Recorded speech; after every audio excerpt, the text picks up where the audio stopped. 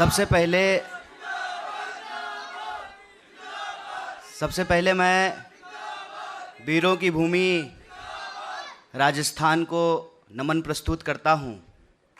और हमारे यहाँ कहते हैं लोग गोर लगा तनी, और आपके यहाँ कहते हैं खम्मा घनी, तो आप सबको हमारा खम्मा घनी। बिना किसी औपचारिकता के, क्योंकि सारे स्पीकर जो है पूरे मंच का नाम ले रहे हैं, तो बिना किसी औपचारिकता के मैं सीधे 2-4 बातें आपसे करना चाहता हूं। लेकिन इस कार्यक्रम की अध्यक्षता कर रहे युवा संकल्प कार्यक्रम की, जहां युवा नीति, नवीन युवा नीति राजस्थान की प्रस्तुत की जा रही है, इसकी अध्यक्षता कर रहे आदरणीय अध्यक्ष और राजस्थान विधानसभा के स्पीकर श्री सीपी जोशी जी, राज्य के मुखिया आदरणीय मुख्यमंत्री श्री अशोक गहलोत जी, युवा बोर्ड के अध्यक्ष और हमारे साथी, और इन्होंने भारत जोड़ो यात्रा की है हमारे साथ कन्याकुमारी से लेकर के कश्मीर तक, आदरणीय सीताराम लामा जी, हमारे उपाध्यक्ष जी, डिपार्टमेंट के सेक्रेटरी यहाँ बैठे हुए हैं। श्रीलंका से हमारे एक दोस्त हैं, उन्होंने कहा कि अगली बार आएंगे तो हिंदी में बात करेंगे। और हमारे NSUI के अध्यक्ष अभिषेक जी, पूरे मंच को मैं बहुत आभार प्रस्तुत करता हूँ, क्योंकि मेरे ख्याल से पहली बार मैं किसी सरकारी कार्यक्रम में आया हूँ। अक्सर हम सरकार के खिलाफ बैरिकेड के बाहर आंदोलन कर रहे होते हैं और सरकार के खिलाफ मुर्दाबाद के नारे लगा रहे होते हैं।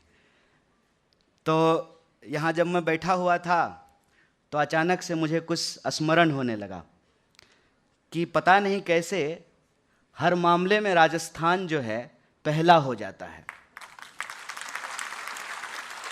अगर आप इस देश में नीतियों की बात करें तो पंचायती राज का पायलट प्रोजेक्ट भी राजस्थान से शुरू हुआ, राइट टू इंफॉर्मेशन का पायलट प्रोजेक्ट शुरू हुआ, मनरेगा का हुआ, और भारत जहां की 55% आबादी नौजवान है, और आपके सामने ये डेटा प्रस्तुत किया गया है कि इस राज्य में भी, प्रदेश में भी 28% लोग जो है वो नौजवान हैं।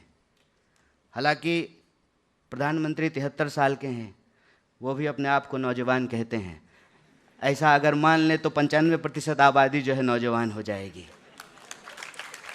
तो आंकड़ा जो है वो जो एज ग्रुप है, एज ग्रुप 15 से 29 साल तक को शामिल किया गया है। मेरे मीडिया के साथी हैं, घबराइए नहीं, ये राजनीतिक मंच नहीं है और मैं कोई राजनीतिक भाषण नहीं दूंगा।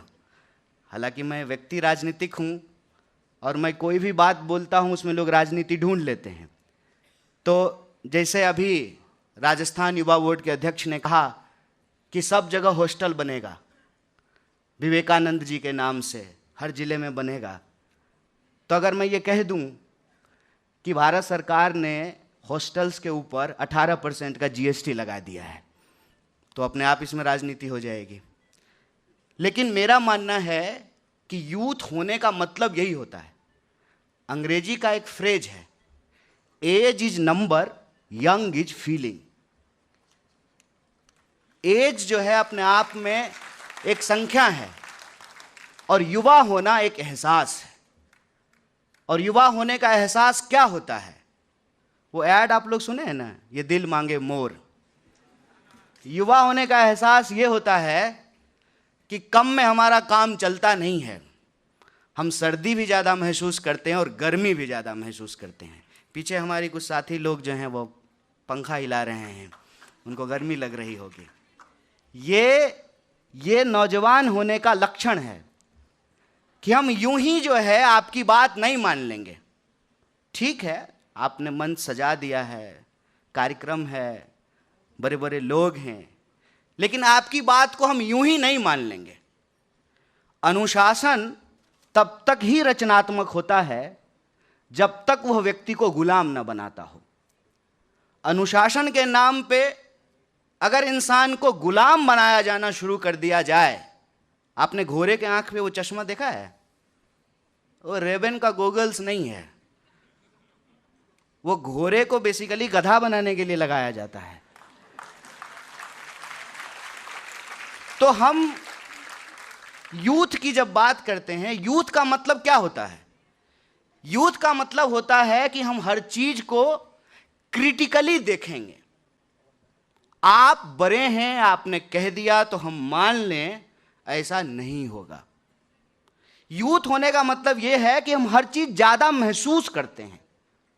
अगर हमारे आसपास किसी इंसान के साथ उसके कपड़े के चलते, उसके जो है प्रेम करने के चलते, उसके खाने के चलते, उसकी जन्म किस गर्भ से हुआ है, इसके चलते अगर उसके साथ कोई अत्याचार हो रहा है, अगर हम चुप हो गए तो मान लीजिए कि आप नौजवान नहीं हैं, चाहे आपका एज कुछ भी हो।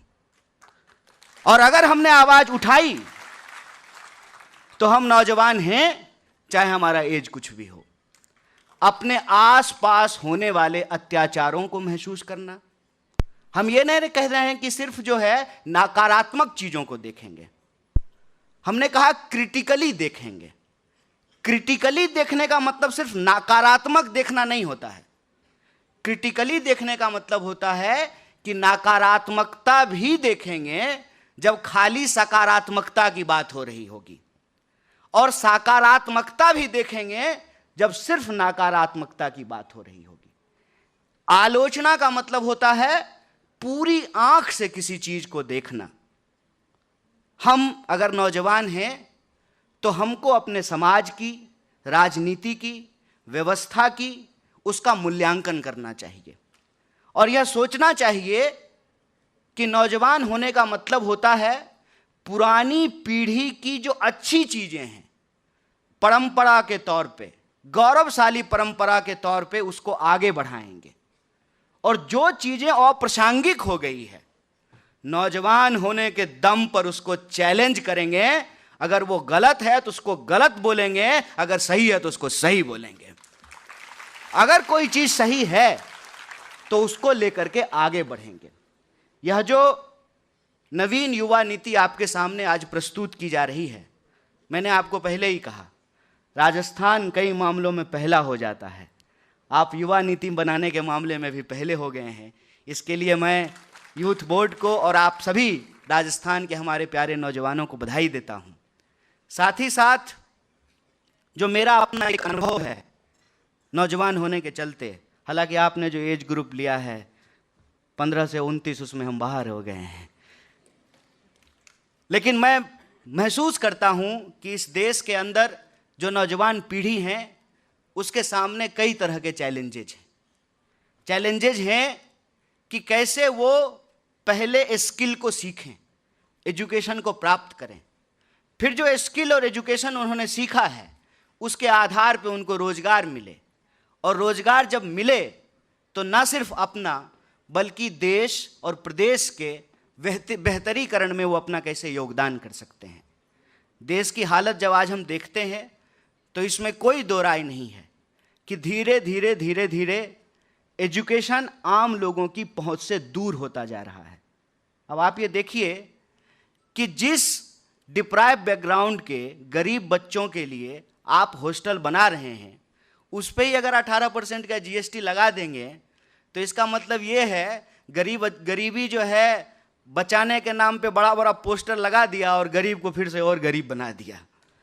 तो हम नीतियों को इस तरीके से बनाएं कि उसमें हमारी नीयत साफ होनी चाहिए।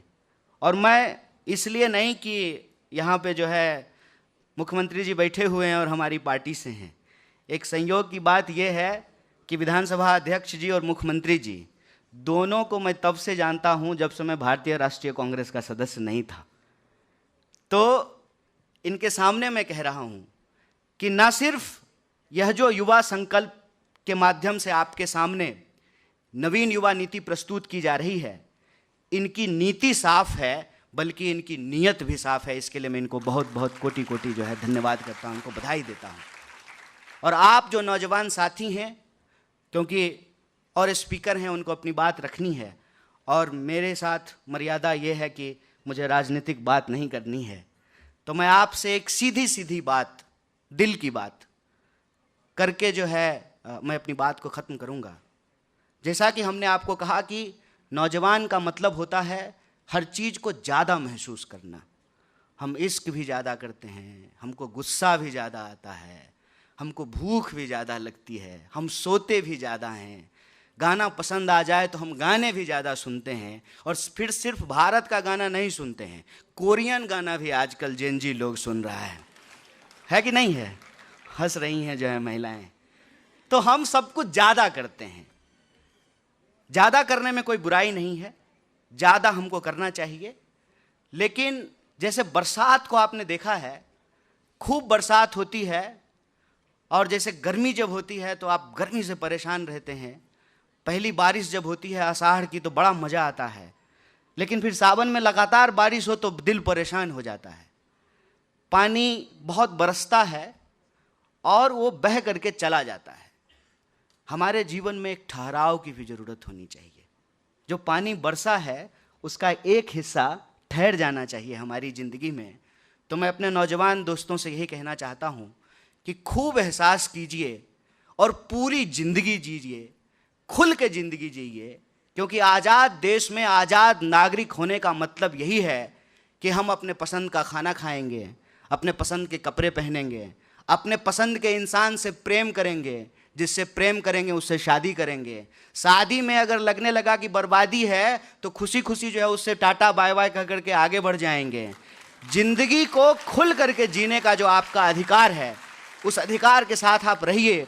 लेकिन एक बात को याद रखिएगा कि देश कोई केक नहीं है कि हम जोमेटो पे इसको ऑर्डर कर लेंगे। जे देश बनाने में दशकों लगता है, सालों लगता है, और लोगों ने अपनी ज़िंदगियों की कुर्बानियाँ दी है।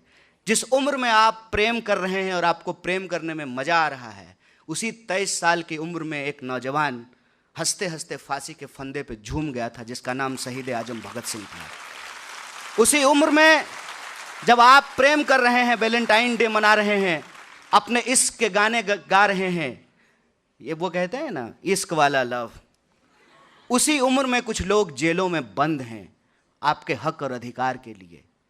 जब आप अपनी ज़िंदगी को जीने की ख्वाहिशों को प्रस्तुत कर रहे होते हैं, तभी कोई आपके संवैधानिक अधिकार के लिए लड़ रहा होता है, कोई लाठियां खा रहा होता है, कोई जेलों में बंद होता है। तो मैं बस यही कहना चाहता हूं कि युवा होना हमारा अधिकार है, युवा की तरह महसूस करना और एहसास करना हमारा अधिकार है। आज़ाद देश में आज़ाद नागरिक की तरह आज़ादी से ज़िंदगी जीने का हमारा अधिकार है। लेकिन इस आज़ादी को बचाना भी हमारी जिम्मेवारी है।